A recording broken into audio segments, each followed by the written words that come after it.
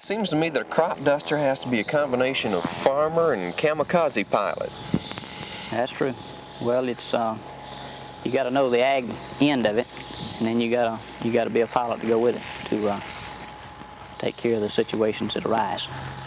Looks to me like you fly in places that no other pilot would even think of. Well, not necessarily. It's not all as bad. It seems bad, but it's not as bad as driving down the 4-lane in the automobile situation today. You mean you'd rather be up there than down here? Definitely. Walter Barnes has had a few forced landings in his 9 years of crop dusting, but he's never crashed. Modern agriculture has grown to the point where a farmer can't afford to take a week or two to spray a 1,000-acre field.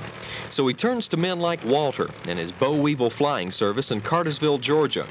He can use one of his small planes and spray the same acreage in one day.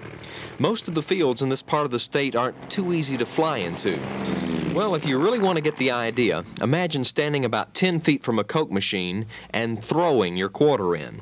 Walter doesn't fly over power lines, he flies under them. The unknown factor, I guess, is the hazardous part of it. We pretty well know what we're doing with the airplanes, but it's the things that you can't see, and the power company builds new lines that you don't know are there, and once in a while you get a surprise.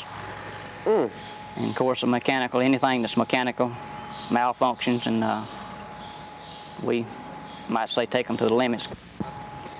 If something breaks or pops that's accountable for, we get a surprise there. Walter has 5 crop dusters, and during the season they're flying 8 hours a day, 6 or 7 days a week. Last year they sprayed over 70,000 acres.